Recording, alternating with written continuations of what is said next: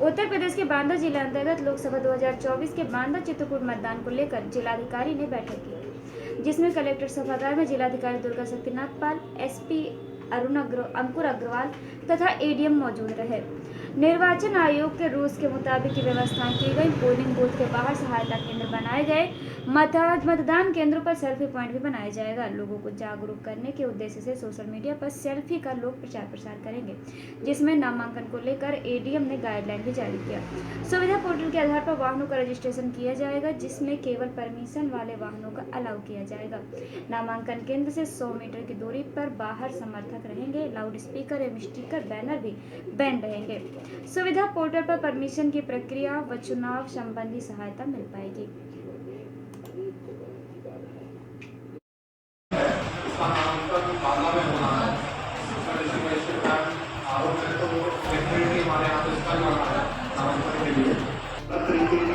Muscle power, money power या नहीं यहाँ पे संपर्क में रहेगी और बिल्कुल शांतिपूर्वक नामांकन लेके जाएगी। और 20 मई को आप सभी जैसे हम जानते हैं कि हमारे यहाँ पे पोलिंग है, तो उस प्रक्रिया के अंदर सेम ही हमारी तैयारियाँ रहेगी और बिल्कुल निष्पक्ष, ट्रांसपेरेंट और बिल्कुल एकदम फेयर जो इलेक्शन है पाना में सुनिश्चित किया जाएगा। धन्यवाद। अभी से ही लोग न्यायालय में आके भाग ले सकते हैं। भाग लेने के बाद बताई जाएगी कि किस डेट तक नामांकन हो सकता है एवं कब तक नाम वापसी हो सकती है।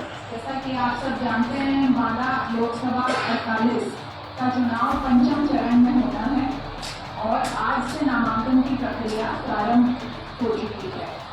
नामांकन की अंतिम तिथि 3 मई को है और समय सारणी के अनुसार सारी गतिविधियां की जा रही हैं। 4 तारीख को स्क्रूटनी होगी, 5 को क्योंकि संडे है तो उस दिन कोई कार्रवाई नहीं होगी और 6 तारीख को नाम वापसी की प्रक्रिया होगी। जैसा एडीएम साहब ने आपको बताया कि यदि कोई नाम वापसी करता है तो उस चीज़ को वो वापस नहीं दे सकता है, तो ये एक फाइनल प्रक्रिया होती है। और कप्तान साहब ने आपको बताया कि सारी पुलिस के दृष्टिकोण से सारी व्यवस्थाएं प्रतिपूर्ण हैं। कहाँ कैसे कैसे पुलिस फोर्स लगनी है, हमारा उसका रूट चार्ट बन चुका है। कौन सी बस में कितनी पोलिंग पार्टियाँ, कितने पुलिस और शस्त्रधारी कर्मी जाएंगे, उसकी पूरी तैयारी हो चुकी है। कुछ बातें हैं जो मैं आपको बताना चाहती हूँ ओवरऑल इलेक्शन की प्रक्रिया से लेकर। आप लोग अवगत हैं कि जो ईवीएम्स हैं और पोलिंग पार्टीज हैं, दोनों का प्रथम रैंडमाइजेशन हो चुका है। तो ईवीएम की प्रथम रैंडमाइजेशन के बाद जो पूरा पूल था ईवीएम का, और उसकी विधानसभावार छटाई हो चुकी है और उसको विधिवत राजनीतिक दलों की उपस्थिति में सील किया जा चुका है वेयर हाउस। और उसको हम सेकेंड रैंडमाइजेशन के बाद जो हमारा मंडी स्थल है, जहाँ पे हमारे स्ट्रॉन्ग रूम्स है, वहाँ पर हमको पुलिस बल की निगरानी में शिफ्ट किया जाएगा।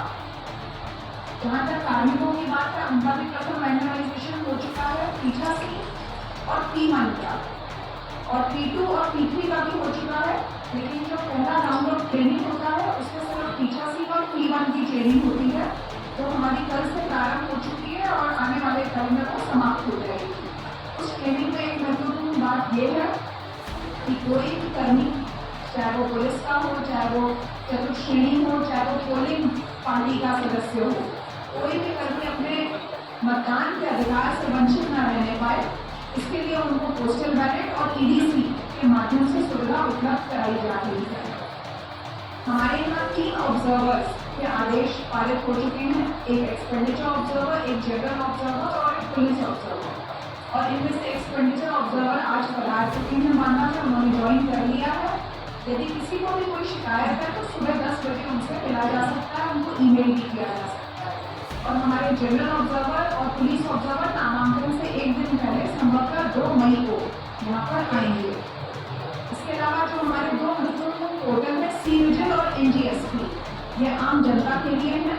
कोई भी शिकायत है आचार संहिता के उल्लंघन संबंधित, उसका 100 मिनट के अंदर निस्तारण होना है। उसको विधिपूर्ण तरीके से सी-विजिल ऐप के माध्यम से लगातार किया जा रहा है। के बाद 100 मीटर का व्यय पड़ेगा। अगर वो व्यय नहीं है तो आदर्श आचार संहिता का उल्लंघन माना जाएगा और विधिक कार्रवाई की जाएगी। जो गाड़ियाँ आएंगी काफिले में, उस पर एक झंडा लग सकता है जिसकी साइज 1 गुणे आधे फीट की है कोई बैनर किसी गाड़ी में नहीं लग सकता, चाहे उस गाड़ी की अनुमति दी गई हो चलाने के लिए, प्रचार करने के लिए, फिर भी उस पर कोई बैनर नहीं लग सकता। गाड़ी पे लाउड स्पीकर उस दशा में लग सकता है जब लाउड स्पीकर बजाने की अनुमति मिल गई है। जो गाड़ी में लाउड स्पीकर लेके अगर कोई रिकॉर्डेड कंटेंट बजाना चाहता है तो उस कंटेंट की एमसी से सर्टिफिकेशन कराने के उपरांत ही कोई रिकॉर्डेड कंटेंट बज सकेगा। लाउड स्पीकर का प्रयोग कोई भी अभ्यर्थी किसी भी दशा में, चाहे नामांकन का जुलूस हो चाहे रैली हो, 10 बजे शाम के बाद से नहीं कर पाएगा और सुबह 6 बजे तक। इस दौरान लाउड स्पीकर की अनुमति आपने भले ली है लेकिन उसको आप यूज नहीं कर पाएंगे। जो भी गाड़ियाँ आएंगी काफिले में उसकी पहले से परमिशन लेनी होगी और परमिशन सुविधा पोर्टल से मिलेगी। सुविधा पोर्टल पे कोई भी व्यक्ति गाड़ी का डिटेल, ड्राइवर का लाइसेंस और गाड़ी का कागज सुविधा पोर्टल पे अपलोड करके गाड़ी से प्रचार करने की या नामांकन दाखिल करने के लिए आने की अनुमति दे सकता है।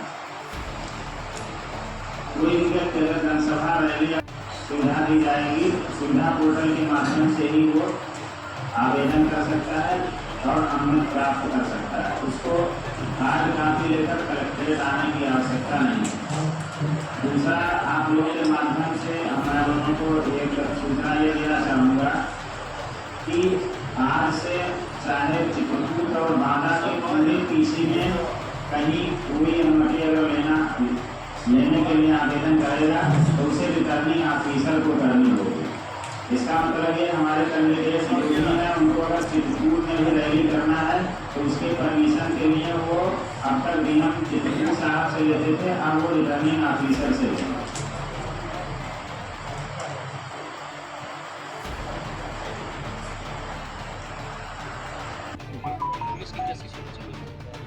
बांदा चित्रकूट की सीट है, पार्लियामेंट की सीट है, उसका नाम बांदा में होना है। कलेक्ट्रेट हमारा तो इसकी पूरी जो मानक है इलेक्शन कमीशन के अनुसार हमारी बैरिकेडिंग की